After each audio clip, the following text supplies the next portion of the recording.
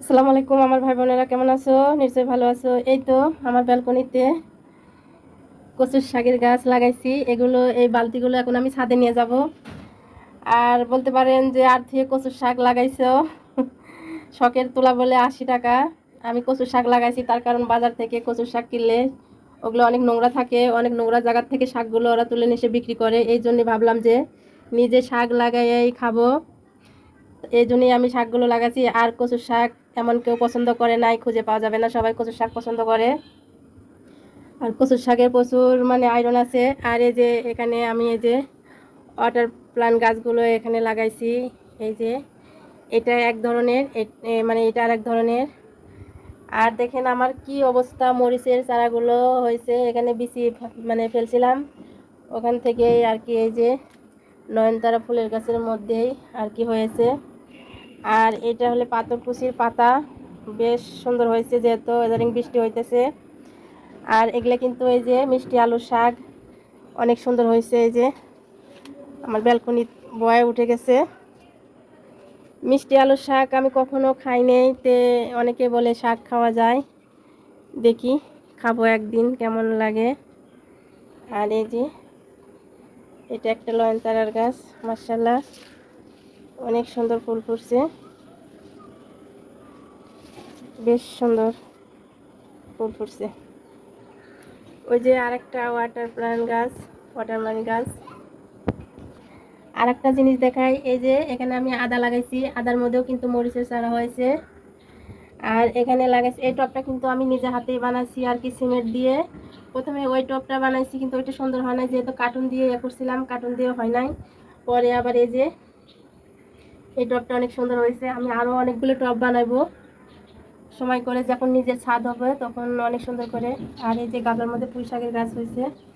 আর এই তিনটে আমি ছাদে নিয়ে যাব, যেহেতু ছাদে আমার অনেক আরও গাছ আছে। নিচতলা থেকে চারতলায় ছাদে ওঠা অনেক কষ্টকর মাটি নিয়ে। এই যে আমি এর মধ্যে খোয়া আর বালি দিয়ে রাখছিলাম একটু, এর মধ্যে এখন আমি এই যে মাটিগুলো দিয়ে দিব।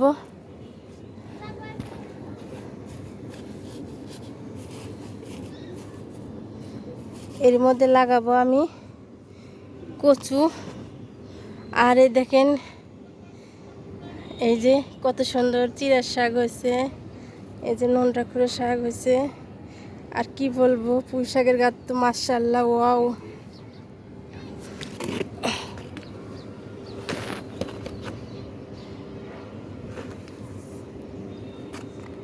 এগুলো কিন্তু সবজি পচা। আমি যে সবজিগুলো কাটাকুটা করি সেগুলো কিন্তু এই যে বাড়তি যে ময়লাগুলো, এগুলো যে সারের মতো হয়েছে। আমি কিন্তু গাছে কোনো সার ব্যবহার করি না, এই যে সবজির যে কাটাকুটা বাড়তি ময়লা এগুলোই আমি ব্যবহার করি।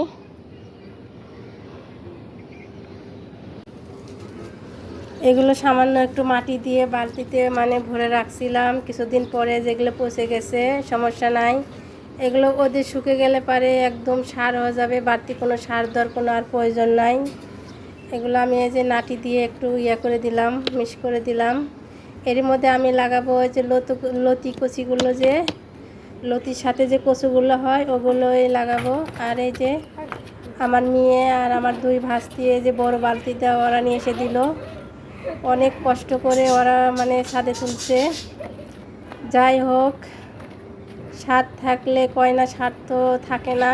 এই যে এই ছাদটা কিন্তু আমার না, এটা আমার বাড়িওয়ালার ছাদ, অনেক বড় ছাদ। ছাদটা কিন্তু পড়ে আছে, তাই আমি এই যে এক কোনায় কয়েকটা গাছ লাগাইছি।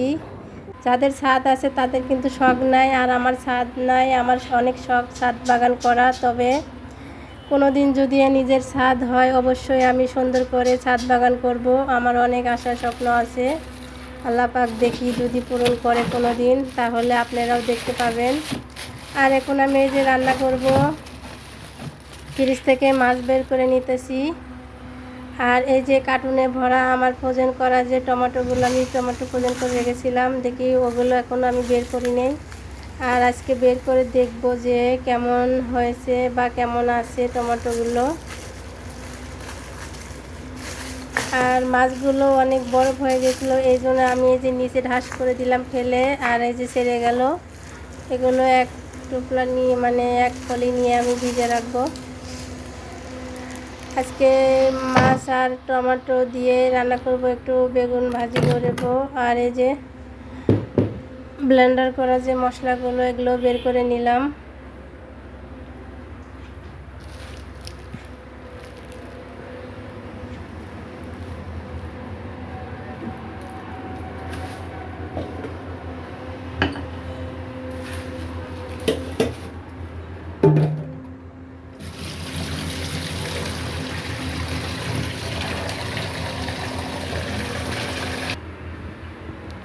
এই যে 4 পিস টমেটো আমি বের করে নিলাম। দেখতে তো অনেক ফ্রেশ মনে হইতেছে, কিন্তু কেমন হবে তা জানি না খেতে।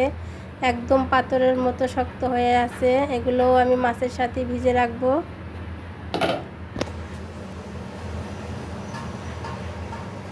আর ফ্রোজেন যে কোনো জিনিস ফ্রোজেন করে রাখলে বেশি মানে খেতে বেশি মজা লাগে না।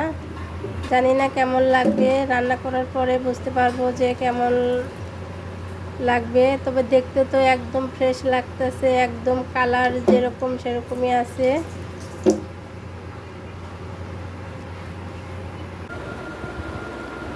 আমি এই যে এখন মরিচ পেস্ট আর কি মাছগুলো কেটে নিব। মাছগুলো ভাজি করে তারপরে রান্না করব।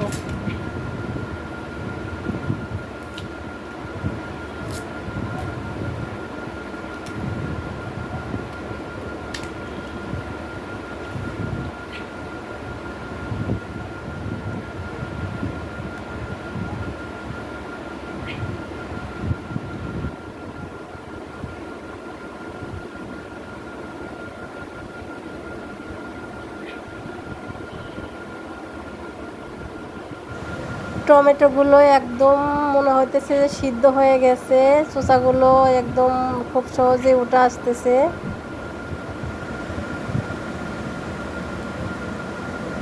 ৳10 কেজি টমেটো ফ্রোজেন করে রেখেছিলাম, এখন কিন্তু টমেটো অনেক দাম আর কি, 40-50 টাকা কেজি। সবগুলো আমি এরকম করে ছিলে নিলাম।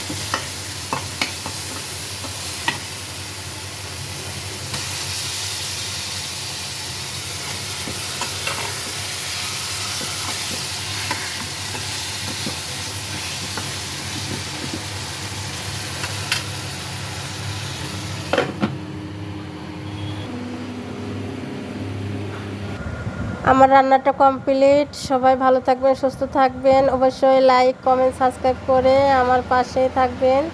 কালারটা অনেক সুন্দর হয়েছে মাশাআল্লাহ।